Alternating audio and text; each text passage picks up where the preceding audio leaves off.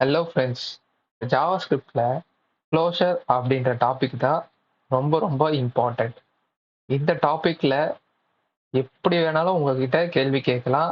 Interview questions compulsory க்ளோஷர்லேருந்து உங்ககிட்ட கேட்பாங்க. இது எப்படி ஒர்க் ஆகுது அப்படின்ற சிம்பிள் கான்செப்டை நீங்கள் ஞாபகம் வச்சுக்கணும்.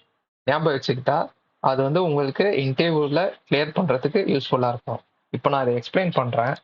இங்கே அவுட்டர் அப்படின்ற ஒரு ஃபங்க்ஷனை வந்து நம்ம எழுதியிருக்கோம். அதில் என்ன எழுதியிருக்கோம்னா a equal to 10 அப்புறம் இன்னொரு ஃபங்க்ஷன் எழுதியிருக்கோம். இன்னர் ஃபங்க்ஷன் எழுதியிருக்கோம். அதை வந்து ரிட்டர்ன் பண்ணியிருக்கோம். ஓகேங்களா? இதை வந்து let x equal to outer of அப்படின்னா இந்த outer of ஃபங்க்ஷன் வந்து நம்ம கால் பண்ணிடுறோம். ஓகேங்களா?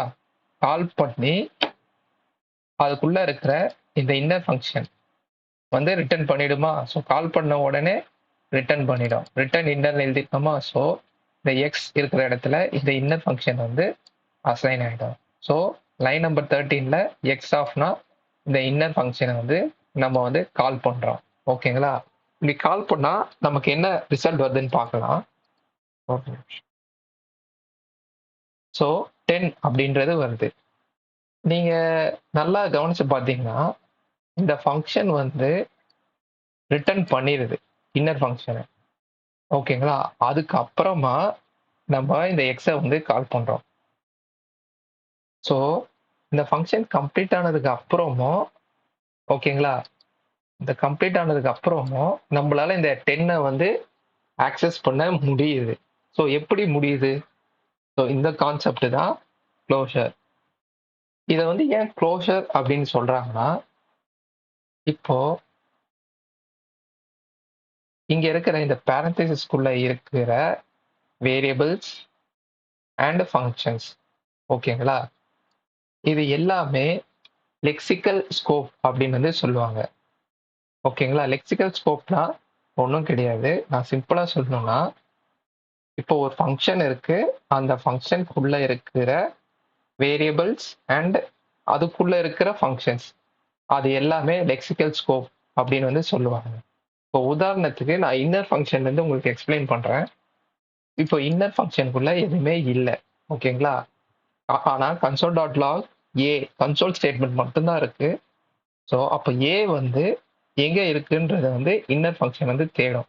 தேடும்போது அதோட ஸ்கோப்ல இல்லை. இந்த சென்ஸ் அதோட பிராக்கெட் பேரந்தசிஸ்குள்ள இல்லை. ஸோ அதுக்கு வெளியில போய் தேடுது இல்ல. அப்போ வெளியில போய் தேடும் போது என்ன ஆகும்னா, அப்போ அவுட்டர் ஸ்கோப்புக்கு வந்துடுது. ஸோ இந்த அவுட்டர்ன்ற ஃபங்க்ஷன் அதை வந்து அவுட்டர் ஸ்கோப்னு நான் சொல்றேன். ஸோ இங்கே தேடும் போது ஏ ஈக்குவல் டு 10. ஸோ இங்கேயும் இல்லை அப்படின்னா இதை விட்டு வெளியில போய் தேடும் போது இந்த சென்ஸ் அவுட்டர் ஃபங்க்ஷன் விட்டு வெளியில போய் தேடும் போது அது வந்து குளோபல் ஸ்கோப். ஓகேங்களா? இப்படி ஒவ்வொரு லெவல் பை லெவலா மேல மேல தேடுறது இருக்குல்ல, இதுதான் வந்து என்ன சொல்லுவாங்கன்னா லெக்சிக்கல் என்விரான்மெண்ட் அப்படின்னு வந்து சொல்லுவாங்க. இப்போ இங்க இந்த ரிட்டர்ன் பண்ணதுக்கு அப்புறமா நம்ம என்ன பண்றோம்னா அந்த எக்ஸ் ஆஃப் கால் பண்றோம். ஸோ இங்க இன்னர் ஃபங்க்ஷன் இருக்குமா? இன்னர் ஃபங்க்ஷனை கால் பண்ணும்போது கன்சோல் டாட் லாக் ஏ வந்து பிரிண்ட் ஆகுது. இது எப்படி ஆகுது அப்படின்றத வந்து நான் உங்களுக்கு ஷோ பண்றேன். இப்போ நான் இங்க வந்து டீபக் டூல் யூஸ் பண்ணி உங்களுக்கு ஷோ பண்றேன். ஓகேங்களா? நான் ரன் பண்றேன். நல்லா கவனிங்க. இப்போ ஆல்ரெடி உங்களுக்கு சொன்னது தான். ஃபர்ஸ்ட் மெமரி அலோகேஷன் ஃபேஸ் முடிஞ்சதுக்கு அப்புறம் தான் கோட் எக்ஸிகியூஷன் ஃபேஸ் ஆகும். இங்க இந்த ஃபங்க்ஷன் வந்து என்ன ஆயிருக்குன்னா, உங்களுக்கு ஃபர்ஸ்ட் மெமரியில வந்து அலோகேட் ஆயிருக்கும். ஓகேங்களா? அது வந்து எதுல இருக்கும்? குளோபல்ல உங்களுக்கு வந்து இங்க இங்க வந்து அலோகேட் ஆயிடும். ஓகேங்களா? ஒரு நிமிஷம் ஷோ பண்றேன். இது ஒருக்கா ஸோ மெமரியில அலோகேட் ஆயிடுது. ஓகேங்களா? அவுட்ன்ற ஃபங்க்ஷன். நெக்ஸ்ட் அதே மாதிரி எக்ஸும் வந்து உங்களுக்கு அலோகேட் ஆயிடும் குளோபல் ஸ்பேஸ்ல.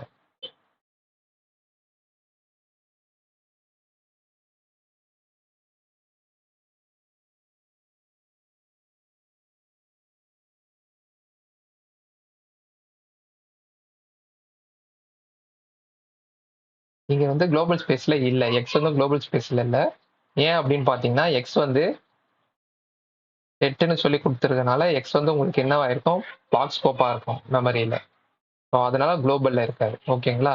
இப்போ இந்த மெமரி அலோகேஷன் ஃபேஸ் முடிஞ்சதுக்கு அப்புறமா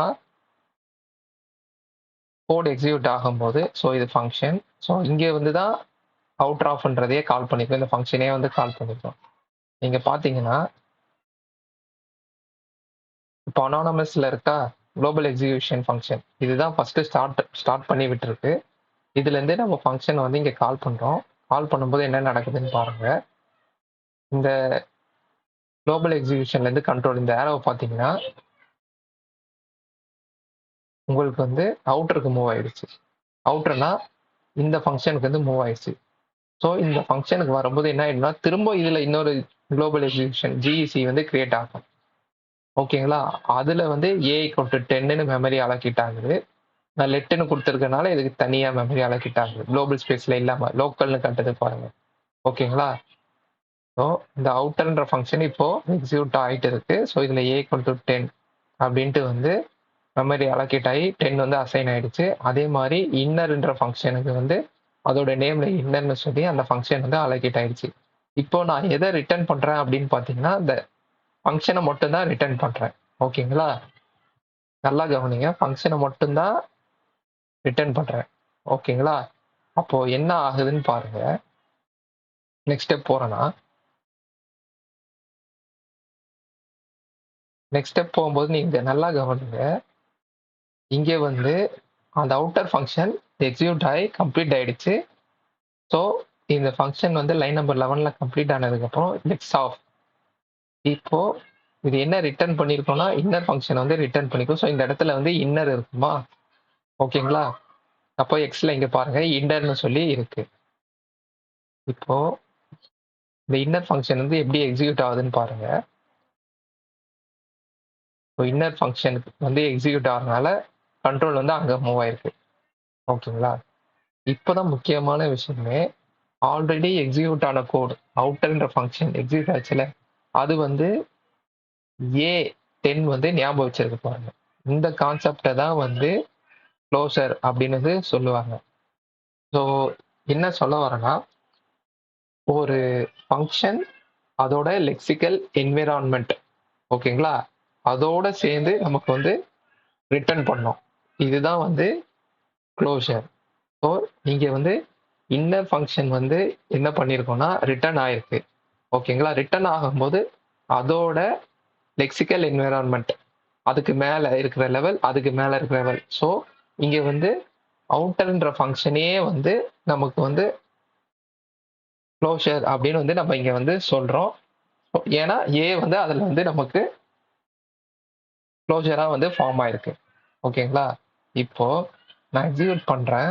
console.log ஏ வந்து என்ன வரும் உங்களுக்கு ஆல்ரெடி நமக்கு க்ளோஷரில் வந்து 10ன்னு இருக்கா? ஸோ 10ன்றது வந்து எக்ஸிக்யூட் ஆகிடும். கன்சோலில் பார்த்தீங்கன்னா 10ன்னு இருக்கும்.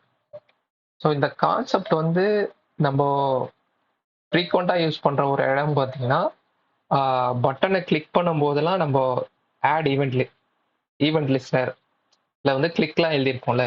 ஸோ அந்த மாதிரி ஃப்ரீக்வெண்ட்டாக யூஸ் பண்ணும்போது நமக்கு வந்து இந்த க்ளோசர் கான்செப்ட் வந்து பிஹைண்ட் த சீன்ஸ் ஒர்க் ஆகிட்டு தான் இருக்கு. ஓகேங்களா?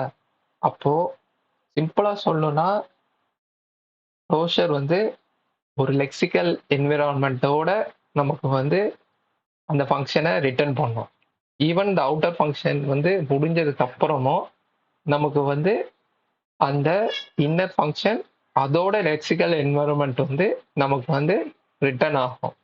இதுதான் வந்து க்ளோஷர். ஓகேங்களா? உங்களுக்கு புரிஞ்சிருக்கும். ஏதாவது டவுட் இருந்தால் கீழே கமெண்ட்ல இருந்து கமெண்ட் பாக்ஸில் கமெண்ட் பண்ணுங்க. தேங்க்ஸ் ஃபார் வாட்சிங்.